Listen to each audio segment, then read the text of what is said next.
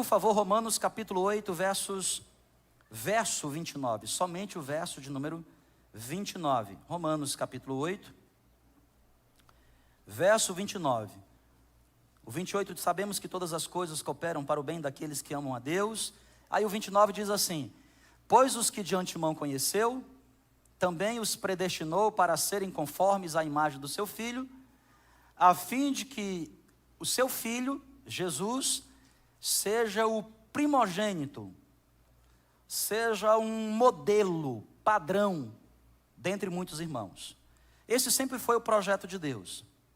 Fazer de nós, seres humanos, à sua imagem e à sua semelhança, como Ele fez Adão e Eva, e fazer da gente uma grande família.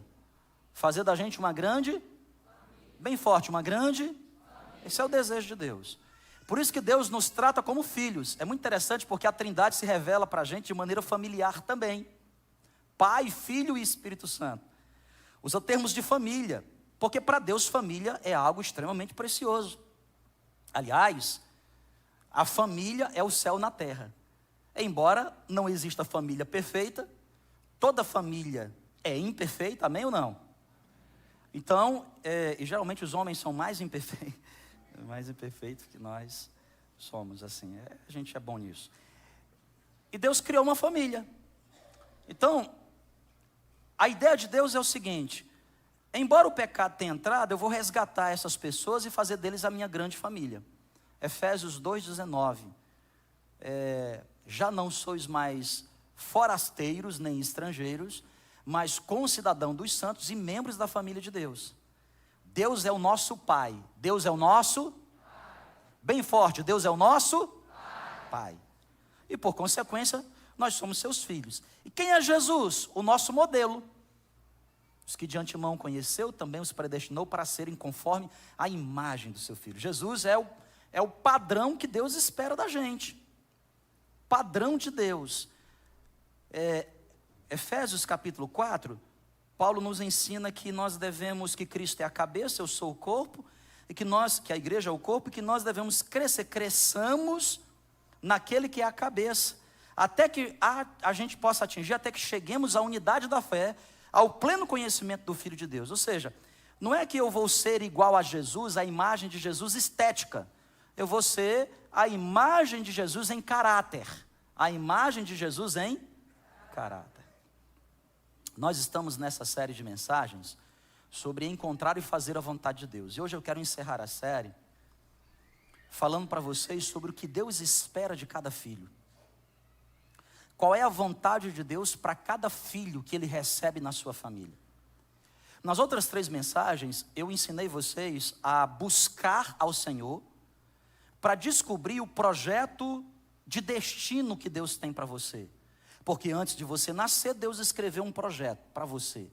Então eu busco ao Senhor e acesso esse projeto. Eu vou lá no futuro e acesso o projeto que Deus escreveu para mim e volto no presente para construir.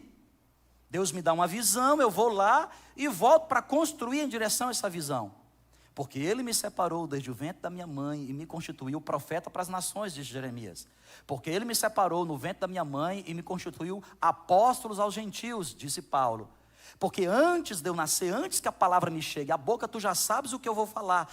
Todos os meus dias foram escritos quando nenhum deles ainda havia, disse Davi. Então, para cada ser humano, Deus tem um projeto de futuro, um projeto de... Para buscar esse projeto, eu preciso me dedicar, eu preciso ser intencional, eu preciso me quebrantar. Buscar-me-eis e me achareis quando me buscar de todo o vosso coração, diz o Senhor. Mas hoje eu quero falar para vocês não sobre o que Deus tem para fazer na tua vida, mas sobre quem Deus espera que você seja. A vontade de Deus para agora. Não um projeto que Ele revelará se você o buscar, especialmente por meio da oração. Essa busca envolve muita oração. Eu quero falar hoje com você sobre o que Deus já revelou na sua palavra. O que já está escrito na sua palavra, que expressa de maneira muito direta qual é a vontade de Deus para todos os seus filhos. Por isso o tema da minha mensagem é o que Deus já deixou claro. O que Deus já deixou o quê? Claro. Você não precisa se esforçar para buscar, porque está claro, é evidente. Eu sempre digo para as pessoas, você quer conhecer qual é a vontade singular de Deus para você, particular? Oração. Não tem outro jeito, você precisa orar. Você precisa se dedicar em oração. E aí não é só aquela oração de 2 minutos, de 3 minutos que a gente geralmente faz. Ou aquela de 30 segundos que a gente faz na roda da mesa. Senhor, abençoa aqui o pão. É muito mais. Essa casa de oração, ela estará aqui disponível nos próximos dias, nós vamos inaugurar.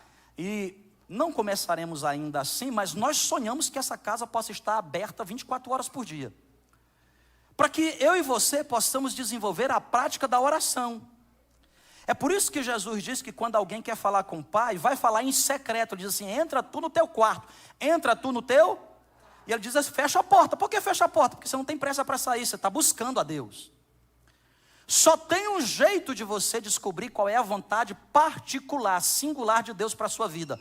Oração, repete bem forte, qual é a palavra? Oração. Nós precisamos aprender a orar. Agora, se eu quero descobrir qual é a vontade plural de Deus para todos nós, aí eu preciso da palavra, revelação. Nessa palavra, a Bíblia, Deus revela qual é a vontade que Ele espera para cada ser humano. Isso envolve todos nós. O Jair, o Alisson, todos nós, o Antônio, todos nós nos encaixamos nisso. O que Deus já deixou claro, por favor, eu gostaria muito que você me desse atenção, porque eu quero ser um pouco textual hoje aqui, no encerramento dessa palavra, e te dar instruções à luz da palavra de Deus, sobre o que Deus espera de cada um de nós. O que Deus espera de cada um dos seus filhos? Qual é a vontade de Deus para cada filho de Deus? Primeiro, a vontade de Deus é a nossa santificação. A vontade de Deus é a nossa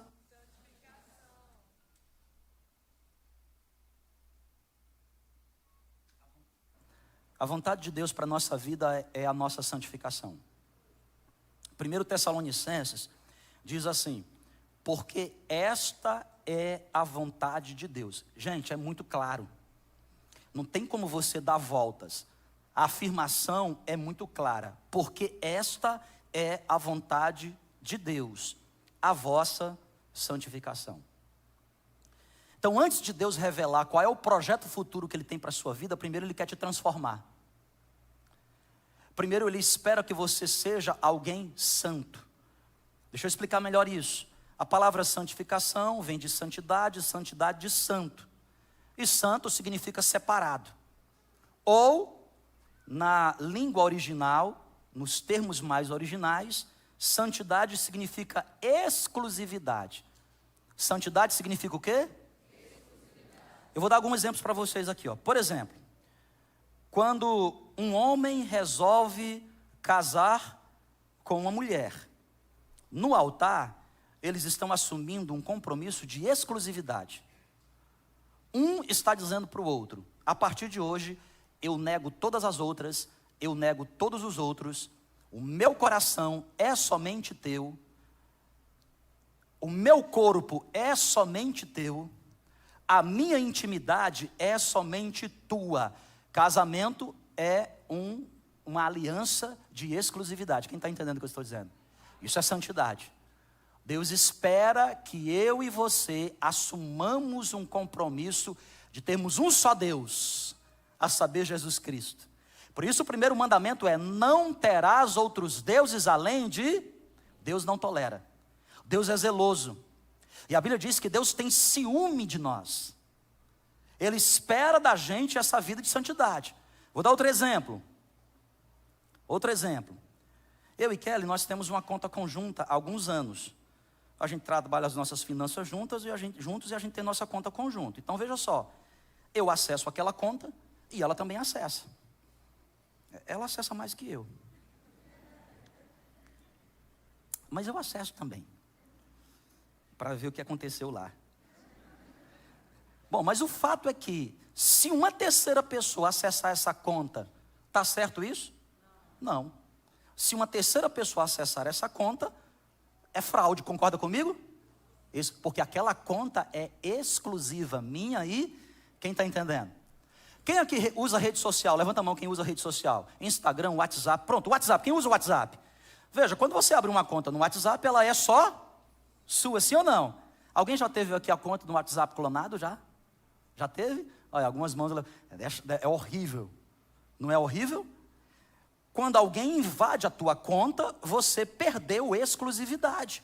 Escute, presta atenção. Quando Deus está falando de santidade, Deus está falando de você ser dele e somente dele. É como uma marca registrada. Você já comprou aqueles produtos originais que tem a marca registrada? Aqueles produtos originais que vendem em Letem? Por que vocês estão rindo? Lá não vende produto original? Ai, meu Deus do céu. Sério? Mas o cara falou lá para mim, 130 original. Não é original, não? Meu Deus do céu, não posso mais lá comprar. Aquele perfume que a gente compra, que a gente passa lá e é tão cheiroso, mas quando a gente chega em Boa Vista não tem mais cheiro, não é original. Ah, glória a Deus. Está transmitindo esse culto, né? Corta essa parte. Quem está entendendo diz amém. Marca registrada. O cara tem direito de patente, só ele pode comercializar. Os royalties é só dele. Vocês estão entendendo, gente? Deus espera de nós a santidade. Vou dar um exemplo aqui, Tem alguém que é flamenguista aqui? Flamenguista, cadê os flamenguistas? Isso aí. Perderam muito esse tempo? Não. Eu percebi pelo horror.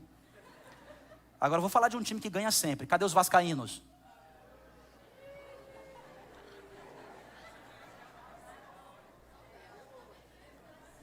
Vice.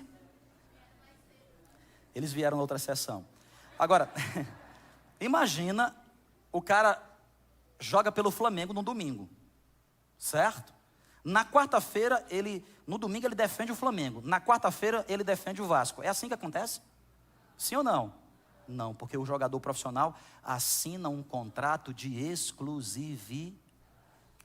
Preste atenção aqui, entendam a verdade. Deus te chama para um relacionamento de exclusividade. Essa é a vontade de Deus.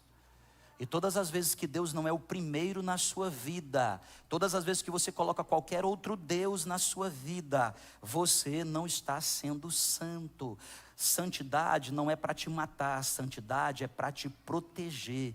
Santidade não é sobre isolamento, santidade é sobre pertencimento. A quem você pertence. Quem está entendendo nessa noite aqui, diga amém, gente. Essa é a vontade de Deus. Segunda coisa que eu quero chamar a atenção de vocês, é muito claro na Bíblia. Qual é a vontade padrão de Deus para todo ser humano? 2, a vontade de Deus é que todos se salvem. A vontade de Deus é que todos se... Está aqui escrito. 1 Timóteo 2, versos 3 e 4. Porque isto é bom e agradável diante de Deus, nosso Salvador, que quer que todos os homens se salvem e venham ao conhecimento da verdade. Querido, Deus não tem prazer na condenação, Deus tem prazer na salvação. Eu acho fantástico na Bíblia, porque a Bíblia está dizendo que Deus, ele almeja, não é que Deus tolera a salvação, Deus almeja, Deus sonha com a salvação, Ele quer salvar todas as pessoas, por isso Ele é longânimo, por isso Ele é paciente, sabe? Cristo voltará uma segunda vez, mas olha o que diz 2 Pedro 3,9, o Senhor não retarda a sua promessa, antes é longânimo, não querendo que alguns se percam. Ou seja, o que a Bíblia está nos revelando é que Deus deseja salvar a todos, mas nem todos desejam ser salvos. Nem todas as pessoas. Pelo menos a maioria. O Senhor conta uma parábola e diz: larga é a porta que conduz para a perdição, estreito é o caminho. Me parece que é a minoria, embora Deus queira que todas as pessoas se salvem. Agora, por favor, vocês ainda estão comigo aqui, gente? Amém? Se a vontade de Deus é que todas as pessoas se salvem, e essa salvação não é automática, porque ela precisa de um convite, alguém precisa aceitar, ela precisa ser intencional. O que você acha que Deus espera de mim e de você? Que sejamos instrumentos de Deus para a salvação de todo aquele que crê. É por isso que você, uma vez salvo, não é levado direto para os céus. Eu nunca batizei alguém, eu te batizo em nome do Pai, do Filho e do Espírito Santo. Nunca.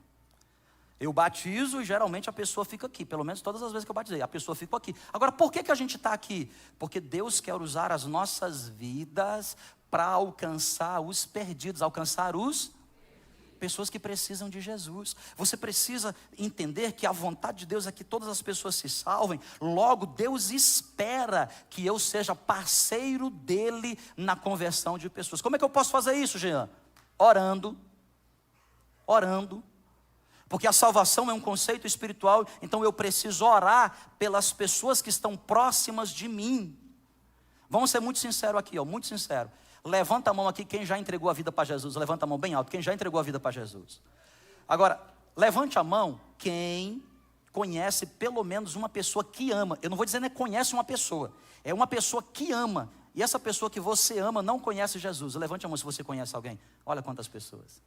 Aí qual é o segredo que Deus espera de mim, de você? Que nós estejamos orando por essas pessoas. Mas não somente orando, que a gente fale, Como crerão se não há quem pregue? Não, vou levar para a igreja, pastor. Aí o senhor prega e as pessoas... Mas nem convidar tu convida. Tu não convida as pessoas. Tu vem para a igreja, na verdade tu decidiu vir para a igreja de última hora. Hoje eu vou. Você nem planeja. Se você ama alguém, você precisa trazer. Sabe por quê? Porque quando eu descubro alguma coisa boa, eu quero compartilhar. Se eu compro um produto bom e eu acho que aquilo é bom para mim, eu compartilho, eu coloco a boca no trombone. Gente, que legal. Se eu passo a desenvolver um estilo de vida, por exemplo, passei a correr, cara, como isso é bom. Como é bom, é saúde para mim. Eu estou dormindo melhor porque agora eu estou participando, eu estou correndo. Então eu começo a convidar pessoas para dividir aquele estilo de vida. Quem está entendendo? Se eu conhecer a Cristo e Cristo está mudando a minha vida, eu preciso abrir a minha boca e dizer sobre o que Cristo está fazendo e fez em mim. Essa é a vontade de Deus. Essa é a vontade de Deus, que você seja um missionário, que você fale. Agora, o problema é que muitos de nós é agente secreto do reino. Quem é você? Bond. James Bond. De repente alguém na faculdade descobriu, tu é crente, aí você... Ninguém sabe. Eu sou agente secreto 007. Número da perfeição. Ninguém pode saber. Na sua vizinhança, de repente alguém descobre, mas e tu é crente? Aí você fica todo envergonhado. Essa música é a empregada que está ouvindo, não é? Sou eu não. Aquelas músicas assim. Quem está entendendo? Não. Cristianismo não é uma religião, cristianismo é um estilo de vida.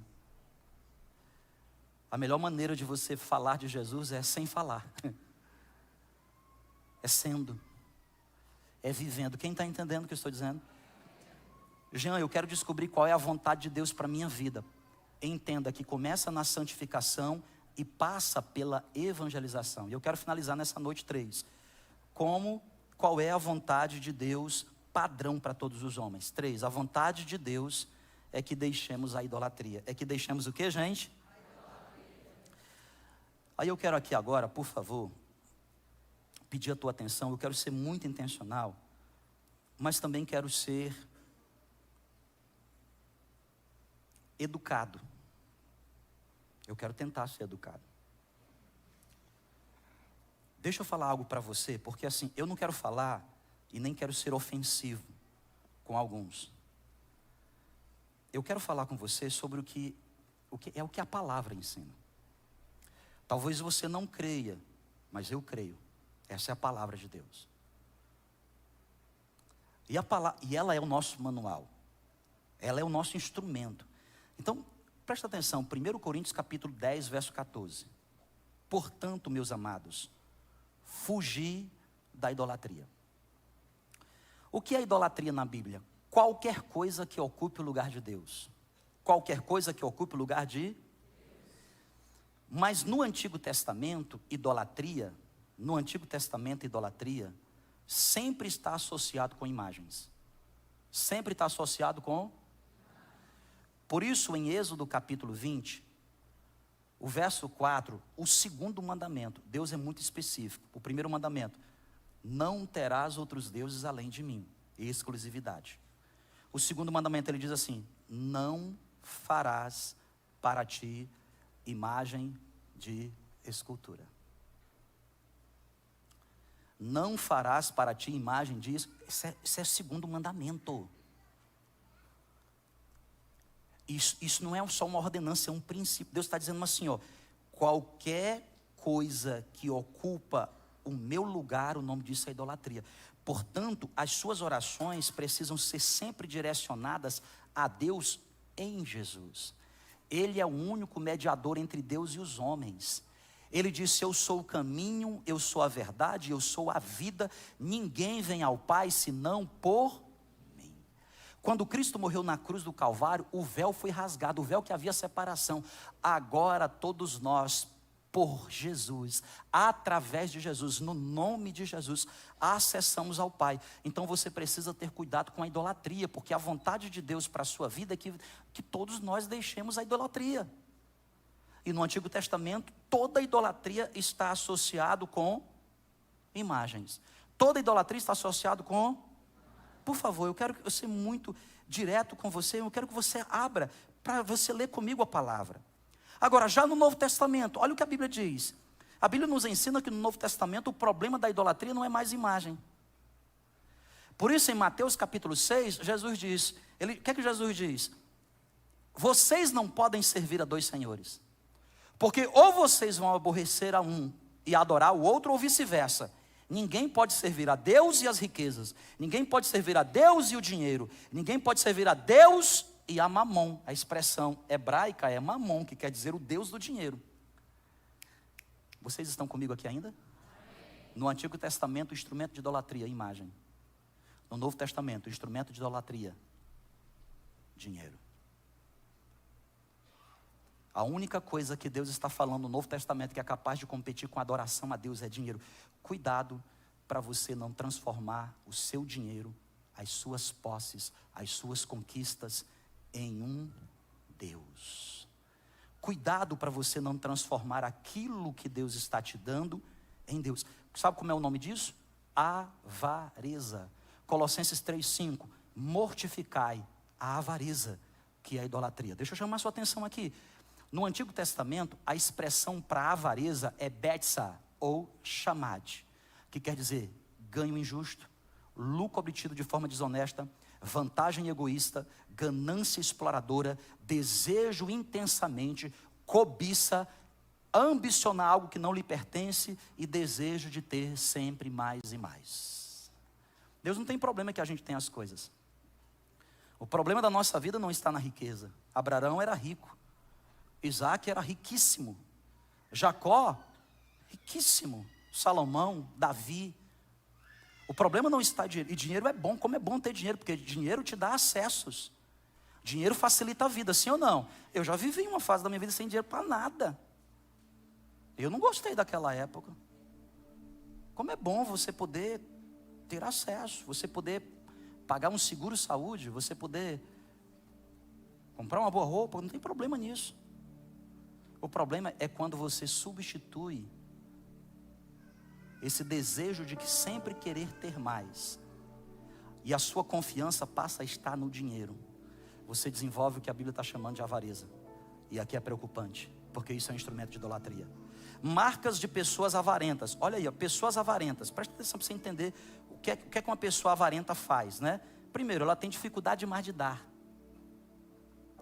Ela guarda, ela retém. Ela não compartilha nem meia furada. Ela continua. Se ela vai num ambiente assim, eu jamais. O avarento foi aquele que aqui não deu uma oferta hoje. Nem uma água lá fora ele compra para poder ajudar. Nem isso. Ele não dá esmola para ninguém, porque ele é apegado. Uma coisa você não dá porque você não tem. Eu não estou falando de quem não tem. Eu estou falando que você tem e você não dá. Você está apegado a isso. Uma pessoa avarenta está sempre pensando no dinheiro, uma ansiedade louca. Ela está aqui agora comigo, mas a cabeça dela está amanhã. Meu Deus do céu, vou gastar dinheiro amanhã. Ela está sempre fazendo comparação financeira. E toda comparação é nociva. Ela fica triste quando não tem muito. E fica triste quando vê os outros prosperarem. A decisão dela está sempre tomada para saber se ganha alguma vantagem. Isso é avareza, gente. Repito, Deus não tem nenhum problema com as suas riquezas. O problema não está na riqueza, o problema está no amor a elas. Como aquele jovem rico, dono de muitas posses. Jesus disse: eu desafio você a abandonar tudo e vir me seguir, porque eu tenho para revelar para você um tesouro maior que o seu dinheiro não é capaz de comprar. Eu conheço muita gente e tem muito dinheiro, mas não tem o que o dinheiro não pode comprar: a paz, tranquilidade, um casamento estável, filhos nos caminhos do Senhor e, acima de tudo, colocar a cabeça no travesseiro e dormir bem, gostoso. Cuidado para o seu dinheiro, instrumento de Deus para cumprir o teu propósito e a tua missão de vida, não se transforme no instrumento de avareza. E eu finalizo nessa noite, porque no Novo Testamento, 2 são os instrumentos de idolatria. No Antigo são só as imagens, no Novo Testamento são 2: dinheiro e o outro instrumento, sexo. Sexo ilícito. O que é sexo ilícito? Porque a Bíblia fala: todo tipo de relação sexual fora do casamento bíblico. E o casamento bíblico é algo muito simples. Gênesis 2:24. Por isso deixará o homem pai e mãe, e se unirá à sua mulher, e os dois serão uma só carne. O casamento bíblico é um homem e uma mulher. Deixará o homem e se unirá à sua mulher. O casamento bíblico é monogâmico. Não tem dizendo um homem deixará o homem e se unirá às suas mulheres. Não tem plural, é a sua mulher. É hétero, é monogâmico. E esse sexo tem que ser praticado dentro desse ambiente. Eu quero viver uma vida sexualmente ativa? Deixa pai, deixa mãe, forma uma família. É assim que a Bíblia nos ensina. Fora do padrão, olha o que a Bíblia chama: adultério, prostituição. Isso é para quem é casado e pratica sexo sem o seu cônjuge. Fornicação, para quem é solteiro e vive uma vida sexualmente ativa. Meu Deus, você escolheu o culto errado para vir hoje. Outro, que a Bíblia, fora do padrão, sexo sozinho. Você entende, né, o que eu estou falando? Sexo sozinho. Eu não estou com ninguém, mas está sozinho, desgramado. Quando você pratica sexo com 3 ou mais pessoas. Gente, olha que coisa. Pastor, e tem isso hoje?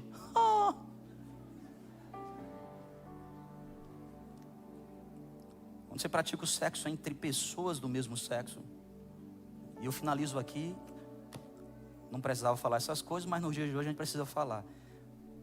Entre pessoas e raças diferentes. Sexo com pessoas e animais. Claro, é ilícito. E tudo isso é instrumento de idolatria. Eu venho aqui nessa noite com muito amor, com muito carinho. Esse é o meu papel: te falar a verdade, te ensinar a verdade. Você pode me ouvir hoje e dizer assim: algumas coisas na minha vida estão fora do padrão, eu preciso mudar. Ou você pode simplesmente ouvir, cantar com a gente a canção, ir para casa. Mas eu garanto uma coisa para você, garanto uma coisa: só pelo fato de você estar aqui, sua consciência não ficará tranquila.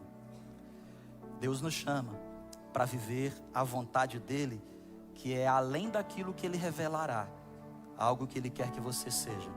Ele quer que você seja santo, exclusivamente dEle.